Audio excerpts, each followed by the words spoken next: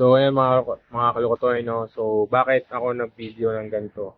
So, actually, this is my first time na umorder ng isang Nice. Velo 400 MGX. Local test talaga ako ever since.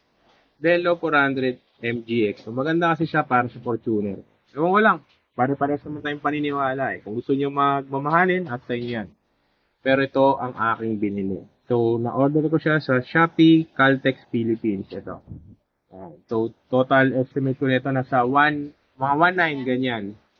7 liters na yan. Kasi ito 5, 6, 7. So, ayan. So, first time kong bumili. So, titignan natin kung ano magiging mangyayari dito. So, Caltex Philippines naman yung in-order ko eh. Ayan. So, makikita na yan ni Kuya yung nag-aaral sa akin kung ano mangyayari.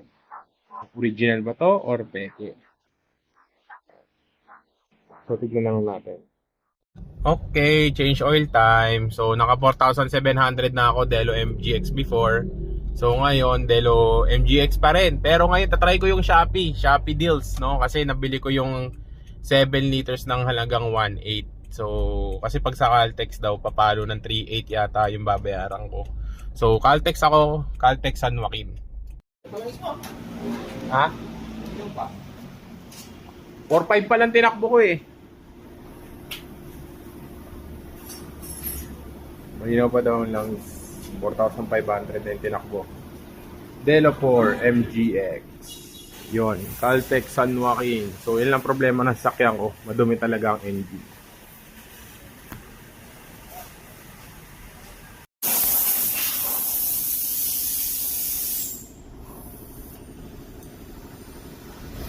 Yan, no flashing ng chemicals. Yan lang.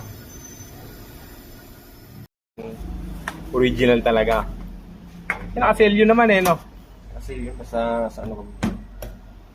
Sa mismong Shopee Mall ng Caltex. Pag yan na kasi, yung piki na. Ha? Piki na pag ganyan kasi yun.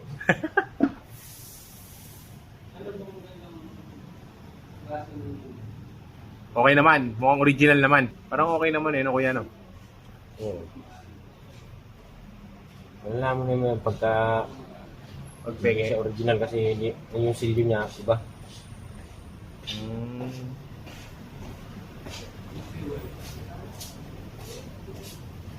At least okay pala. So ito yung 1 litro. Nakasilyado talaga. Kasi yung Fortuner kasi ano eh. 6.5 eh.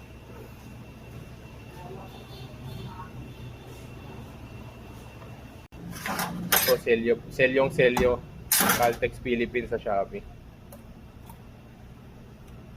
Nasabi naman ni Kuya, okay naman daw. Maganda daw pagkakaselyo eh.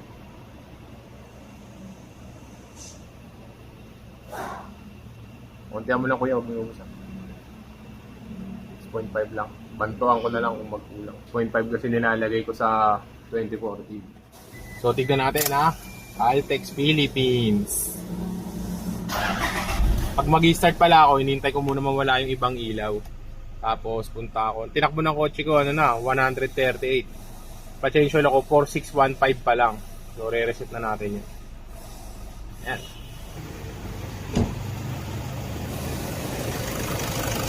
So yan, smooth na smooth.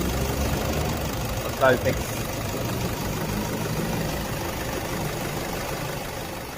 Yan, medyo tahimik talaga pag Delo eh. Sanay kasi yung auto ko sa Delo. Delo 400 ng ano, Caltex. Ngayon, first time ko na mag-try sa Shopee, umorder ng mga langis-langis. Pero yung filter sa kanila pa rin. So, kung binayaran ko dito, tapos na ako, no. So, change oil lang talaga. Kumbaga, labor lang pinantang ginawa ko. Mas maganda kasi sa kanila na pwede naman gawin sa bahay. Ang problema mo lang kasi kapag DIY ka, yung oil.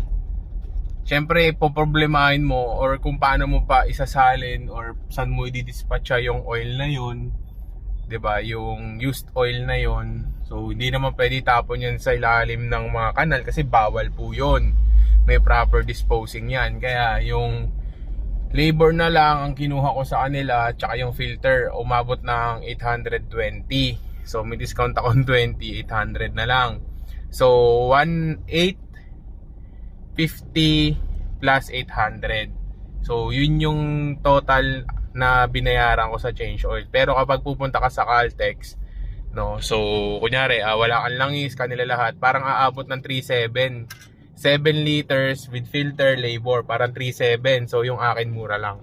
So yung total na binayaran ko, no, so 1,850 plus 800 plus 100 kasi nagtip ako 100. So 2,750 lahat-lahat. So 3,700 mo, 3,700, ayan, minus 2,750, 950 yan natipid ko. So yun lang naman. So bakit ko ako nagtitipid? Syempre kailangan mo rin yan kasi dahil pandemic na, no.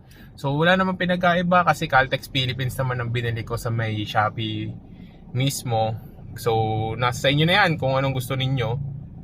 So kung saan kayo makatipid, or kung gusto nyo pa rin ng mga tough oil, wala namang problema, yung mga magandang oil. Ang recommended nga ng Delo 400 MGX is every 7,000 kilometers bago ka mag-change oil. Pero sa akin, inabot lang ako ng 4,000, di nga umabot ng 4,500, siguro mga more or less 4,500, no? Yun lang ang inabot sa akin. So bakit ako nagtitipid? Kasi syempre sayang din yung 900 plus na maano mo, pwede mong gamitin sa iba, like pa-nitrogen ka, ayan, pa-check ka ng gulong. So yun yung mga matitipid mo. O kaya pa-brake cleaning ka yung 900 pesos, di ba? Para i-maximize mo talaga lahat ng pera mo.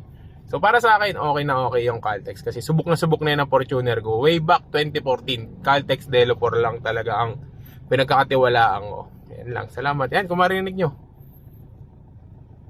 engine vibration, hindi ganong sobrang lakas, engine noise. Yan. Yan yung engine noise. Yan.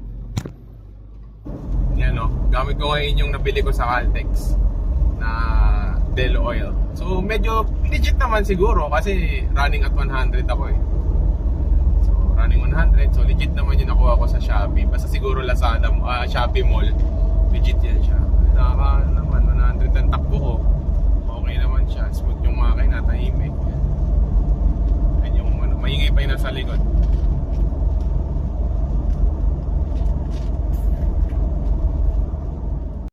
Ayan, no. So, ang vlog natin ngayon, December 17, 8 AM. So, check lang natin kung goods pa yung Caltex kasi baka mo nagsasabi na baka fake daw, ganyan. Di daw okay, ayan, ganyan. Baka daw maganda lang siya kasi first time. So, nag-run ako 350 kilometers. So, check natin, ha. My unit odo is 130 km. So, ayan, tinakbo ng 300 kilometers. Kung nakikita nyo sa video, hindi yan siya maitim. So, nagsasabi na baka daw may daya, no? Punasan natin. Ayan, pagpunas, ganito na rin pala mag-check ng dipstick oil. Pag dapat di siya maandar. First thing in the morning, yan ang gawin nyo. Balik nyo lang yan ulit. Saksak nyo ganun ulit. Pawak nyo kay cell. Kasi ang hirap eh.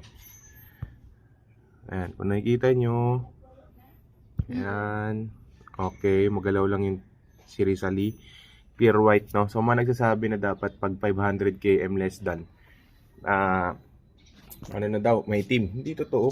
Baka may problema engine nyo dahil diesel, hindi. 130k na tong unit ko eh. Ay, 130k, tama. Kilometers ang tinakbo ng unit. So, goods yung Caltex na nabili ko. Legit naman siya.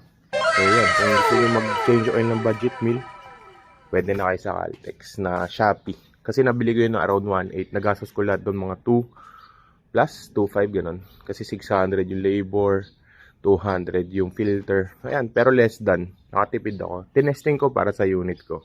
Ayan, goods na goods naman siya. 130, tapos tinakbo ko. After change oil is 300 lang kilometers. Good siya. Hindi siya sobrang itim. Kagaya na nagsasabi na dapat diesel may itim. No.